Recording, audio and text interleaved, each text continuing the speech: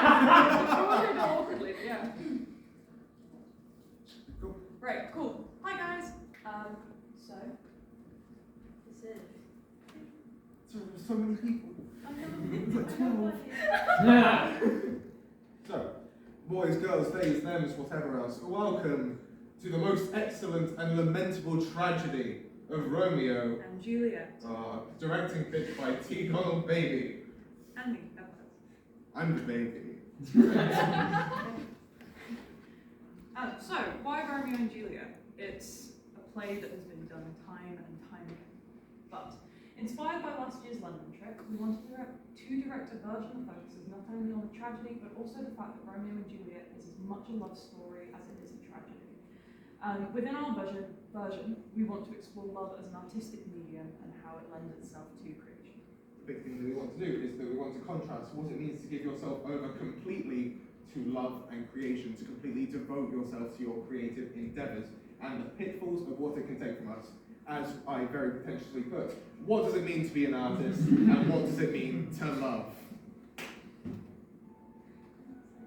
Thank you, G. Oh shit. We've done the same. We've stolen! Hi, I'm Ev. I'm an MA Creative Arts student. I was previously a drama English student with a love of Victorian arts, cultures and genres, which will come in handy later. It's my 4th year here. Let me out. No, I'm kidding. I love it here. I was last year's social set.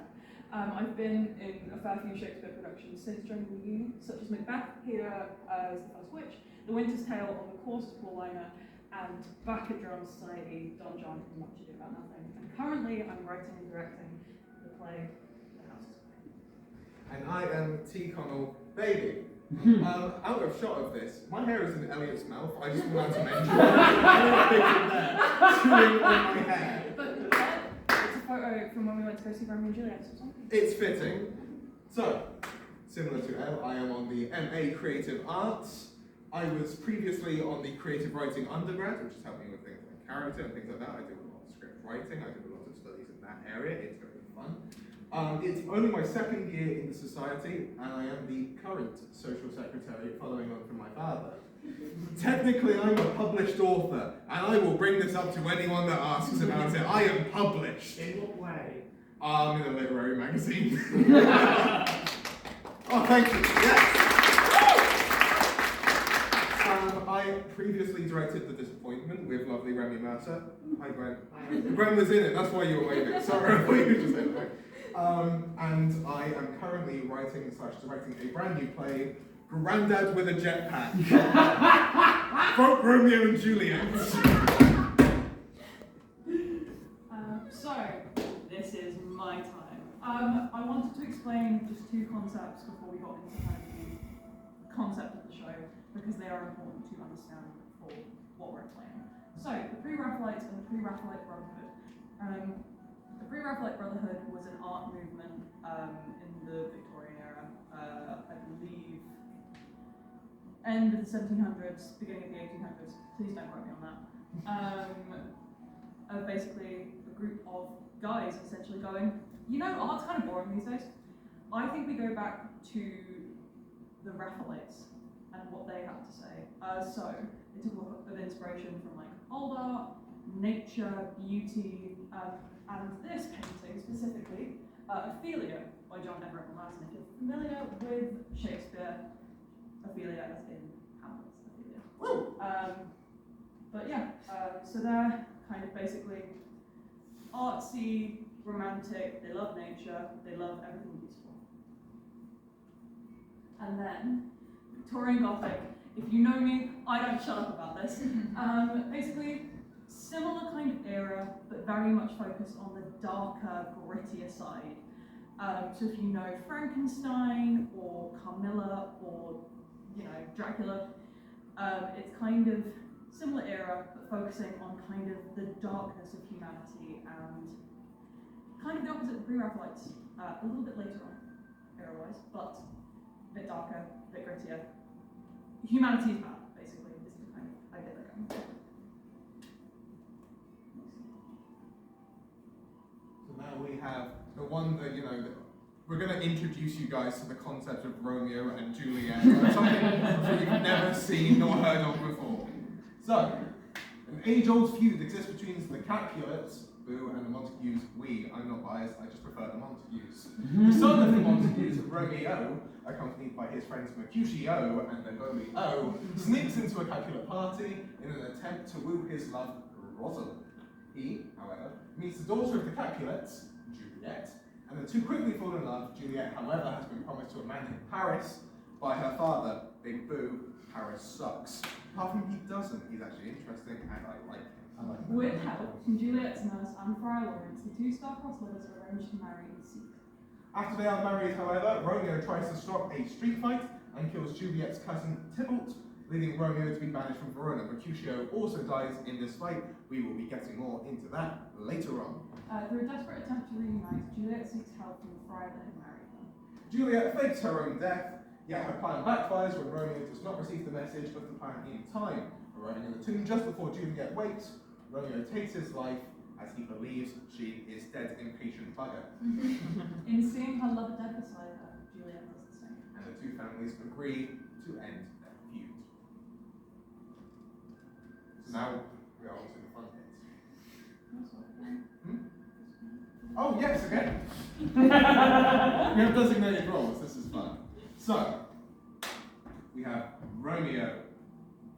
Romeo is a lover through and through. He has been raised and entrenched around art from a young age. He sees himself as this titan, this huge looming figure among poets. He sees himself as the only person who could ever truly understand the human condition, when in truth he is just a man in love with being in love. This is the crux of his character. When it comes down to it, he is pathetic. His first appearance is being dragged face down on stage because he is pining in love with this woman, Rosalind. I didn't forget her name, I knew her name, but she is just this woman to him. Oh, it's all perfect. But this is where the pre-Raphaelite brotherhood comes back in.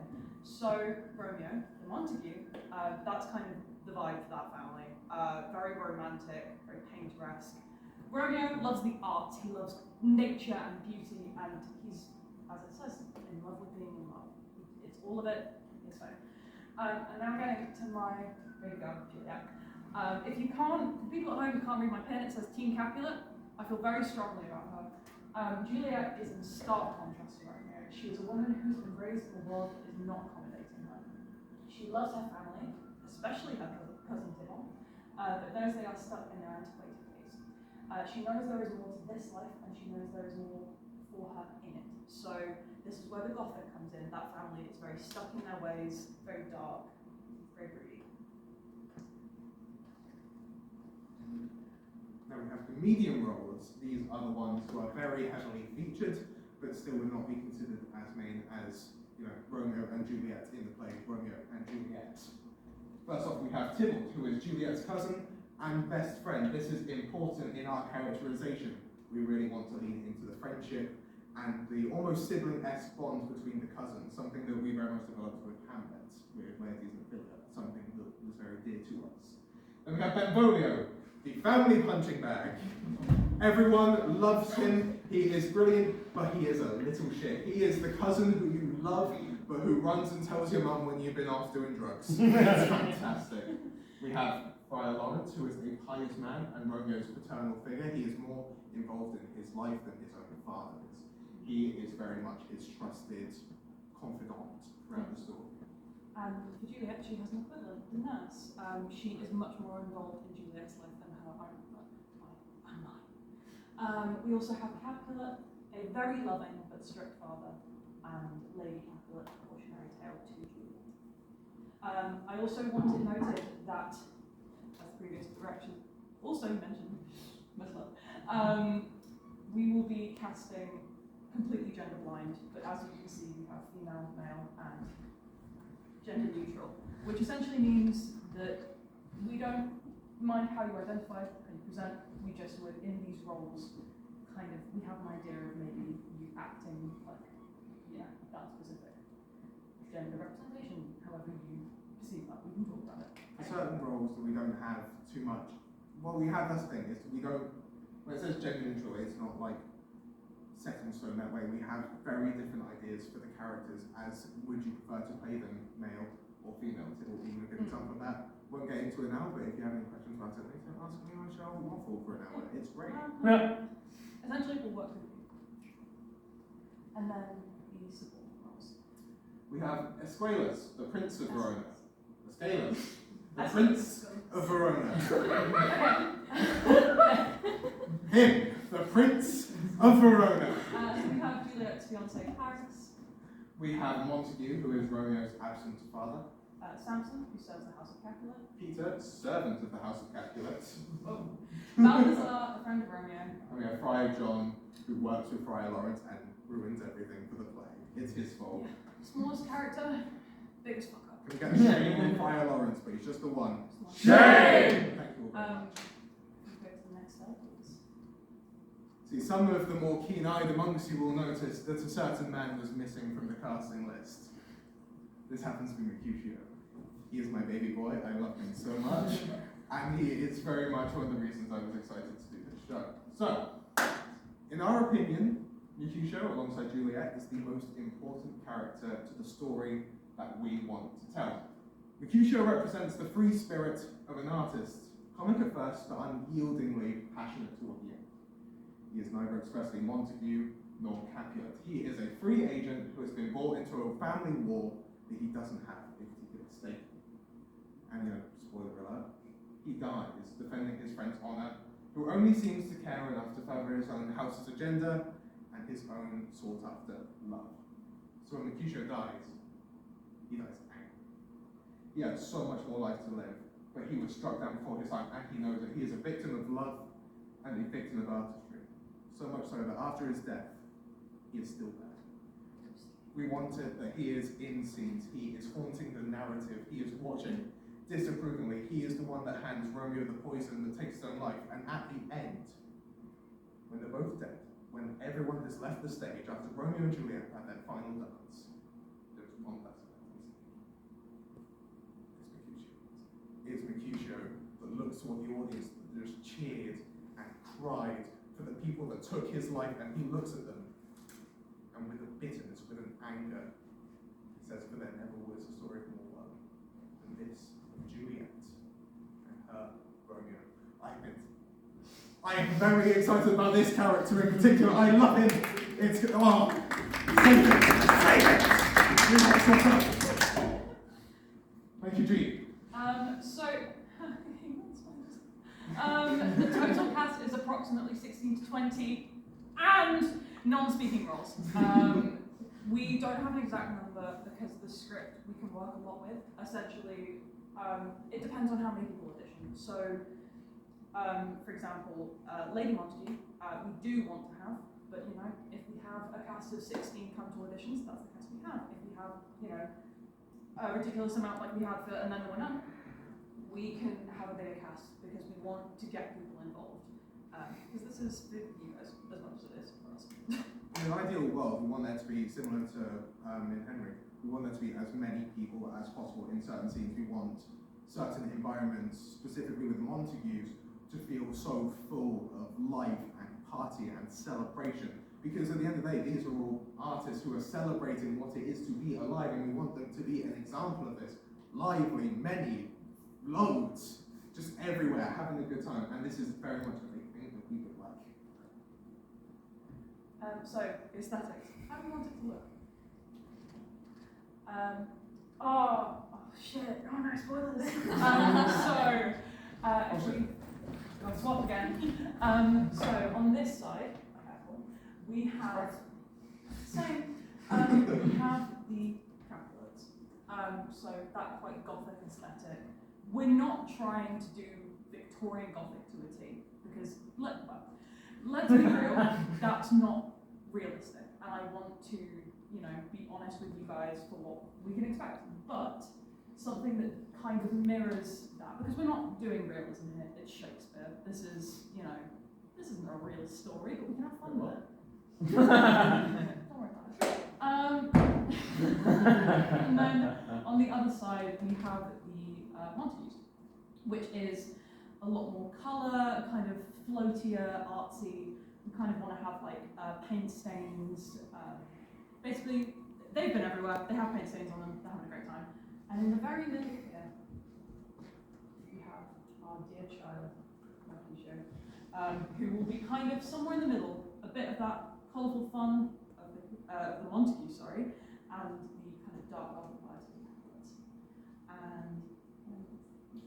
And I've done a little sketch for Juliet, a little sketch for Romeo, and a little sketch for Mercutio. So these are just ideas, but that's kind of what we're going for. We really like waistcoats. We think waistcoats are a really fun one, especially with Romeo and Mercutio, where Romeo has very much fun. He is very a performative artist. He's performative with colour. He's performative with expression. Whereas with Mercutio, it's under the waistcoat. He is deep-seated in it. It is everything he is. It's not just something he can take off easily. This is him taking out everything that he is. I like Mercutio. It's so cool. So we also, very famously, if you're unfamiliar, that is the meeting of Romeo and Juliet at a ball at the Capulets' house, which is a masquerade ball. We have the 4 characters specifically got masks in mind. For everyone else, we are happy to speak to you guys, happy to speak to each other if there are specific animals you think will fit with your character. But on a realistic basis, these are the ones that we deeply want. So for Juliet, we have a raven. For many reasons, it's like the gothic bird, but also it's this idea of her wearing a mask that is gothic, that she then takes off as she gets to know Romeo, and she's leaving that behind. We have a dove for Romeo, the lovebird. This guy, I cannot dig it in enough. He loves being in love. He's a loser. It's great. He is a loser. We love him. And then we have a peacock for Mercutio. He is big, he is artsy, he is bright, and it's what makes his death so deeply tragic. And then for Benvolio, we have a rabbit, because it's a prey animal, but like he is just sweet. And again, the family munching bag.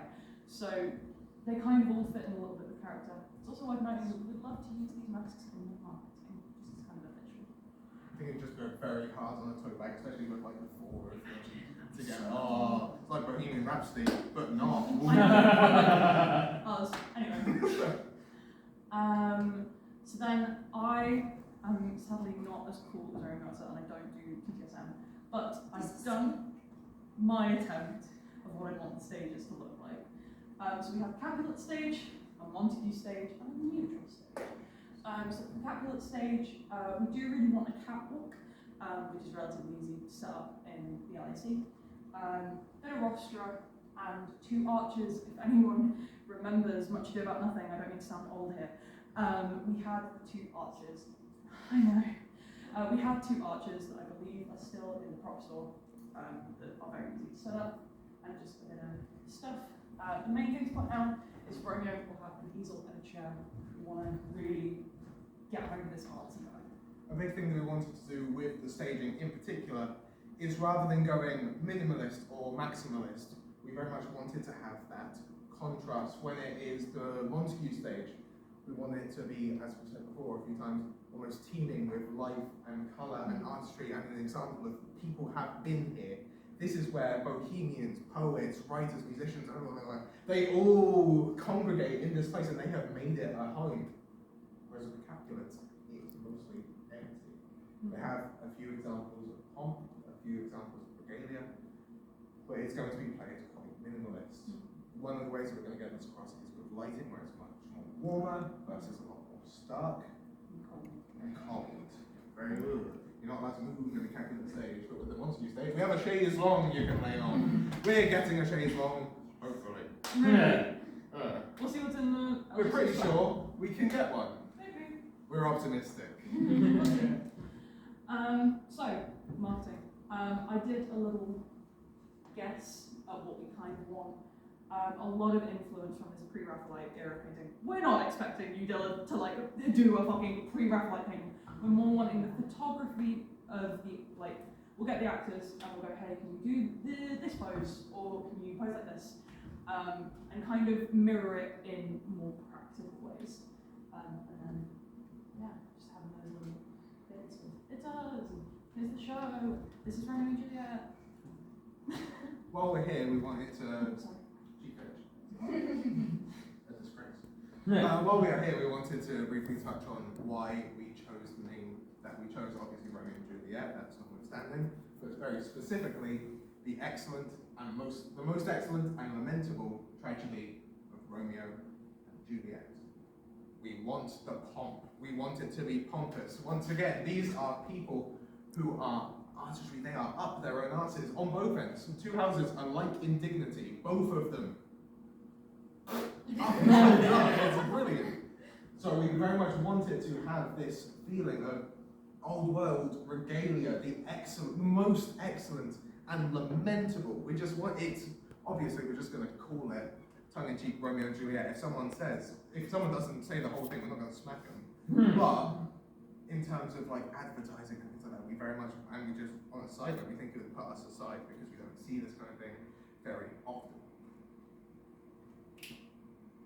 So, the basic stuff, the budget.